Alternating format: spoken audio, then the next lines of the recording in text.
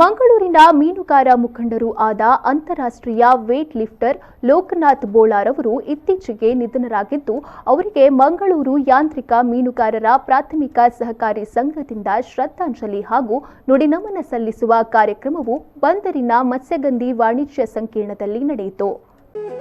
ಲೋಕನಾಥ್ ಬೋಳಾರ್ ಕೊಡುಗೆ ದಾನಿಯಾಗಿದ್ದ ಅವರು ಮೀನುಗಾರರು ನಮ್ಮ ಪಾಲಿನ ದೇವರೆಂದು ಸಂಬೋಧಿಸುತ್ತಿದ್ರು. ರಾಜ್ಯ ಮೀನುಗಾರಿಕಾ ಇಲಾಖೆಗೆ ಮೀನುಗಾರರ ಪರ ಸಲಹೆಗಾರರು ಕೂಡ ಆಗಿದ್ರು. ಕರಾವಳಿ ಕರ್ನಾಟಕದ ಆಪತ್ ಬಾಂಧವರಾಗಿದ್ರು.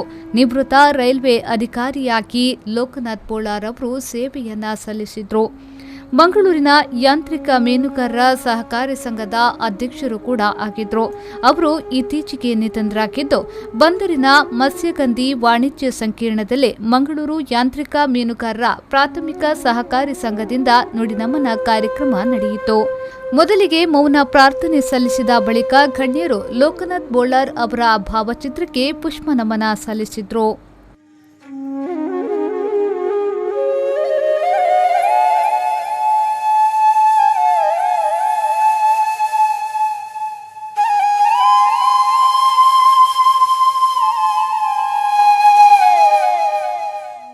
ಇದೇ ವೇಳೆ ಮಂಗಳೂರು ಯಾಂತ್ರಿಕ ಮೀನುಗಾರರ ಪ್ರಾಥಮಿಕ ಸಹಕಾರಿ ಸಂಘದ ಉಪಾಧ್ಯಕ್ಷರಾದ ಉಮೇಶ್ ಟಿ ಕರ್ಕೇರ ಅವರು ದೀಪ ಬೆಳಗಿಸಿ ಉದ್ಘಾಟಿಸಿದರು.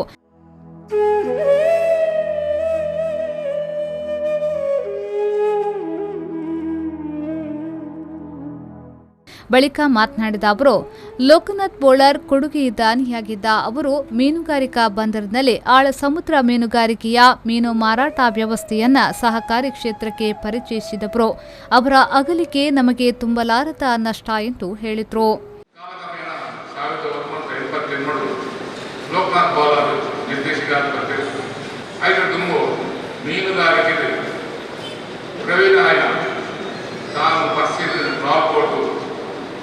ಮೀನುಗಾರಿಕೆ ಮಾತ್ರ ನಡಕೊಂಡು ಬರ್ತದೆ.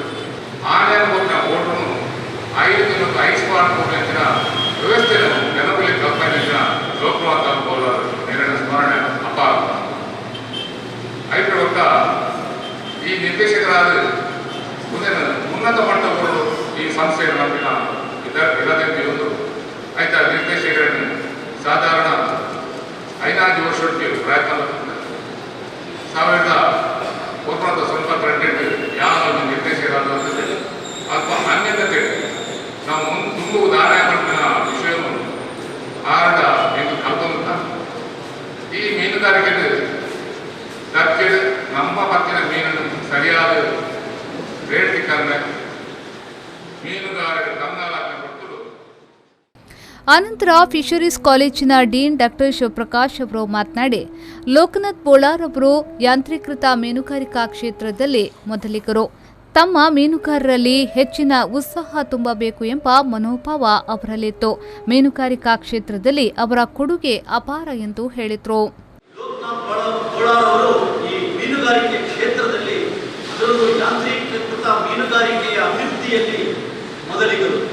ನಾನು ಕೇಳಿದ ಪ್ರಕಾರ ಅವರು ಅಧ್ಯಕ್ಷರಾಗಿದ್ದಾಗಲೇ ಪರ್ ಲೀಟರ್ ಡೀಸೆಲ್ಗೆ ₹1 ಸಹಕಾರ ಸಂಘದ ಮೂಲಕ ಕೊಡ್ತಾ ಇದ್ದರು. ಆಗಲೇ ಅವರಿಗೆ ನಮ್ಮ ಮೀನುಗಾರರಲ್ಲಿ ಹೆಚ್ಚಿನ ಉತ್ಸಾಹ ತುಂಬಬೇಕು ಅನ್ನುವ ಮನಸ್ಥಿತಿ ಅವರದಾಗಿತ್ತು. ಈ ಸ್ಟೀಲ್ ವೆಸಲ್ ಅನ್ನ ಡೀಪ್ ಸೀ ಟ್ರಾಲರ್ಗೆ ತಂದವರು ಅವರು, ಸ್ಟೀಲ್ ವೆಸಲ್ ಅನ್ನ ಪರಿಸ್ಥಿತಿಗೆ ಅಳವಡಿಸಿದವರು ಅವರು, ಮತ್ತೆ ಮಧ್ಯವರ್ತಿಗಳ ಸಮಸ್ಯೆ ಇಲ್ಲಿ ಹುಟ್ಟು ಹಾಕಬಾರದು ಅಂತ ಹೇಳಿ ಪರಿಸ್ಥಿತಿಯವರಿಗೆ ಡೀಪ್ ಸೀ ಟ್ರಾಲರ್ಸ್ ಅವರಿಗೆ ಮುಕ್ತಿಗೊಳಿಸಿದವರು. ಮತ್ತೆ ಈ ಯಾಂತ್ರಿಕೃತ ಮೀನುಗಾರಿಕೆ ಅಭಿವೃದ್ಧಿಯಲ್ಲಿ ಅವರು ತಮ್ಮನ್ನೇ ತೊಡಗಿಸಿಕೊಂಡರು.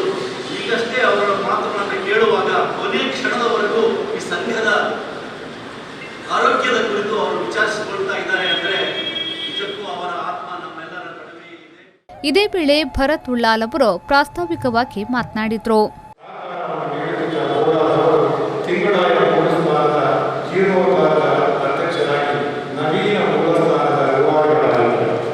ಶ್ರೀ ಲೋಕನಾಥ್ ಬೋಳಾರ್ ತಮ್ಮ ಸಾಧನೆಗಳಿಗಾಗಿ ಪಡೆದ ಪ್ರಶಸ್ತಿಗಳು ಅಪಾರ.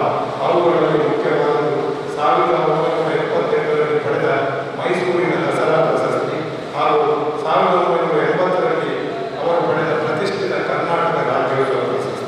ಶ್ರೀ ಲೋಕನಾಥ್ ಬೋಳಾರ್ ಅವರ ಕ್ರೀಡಾ ಸಾಧನೆ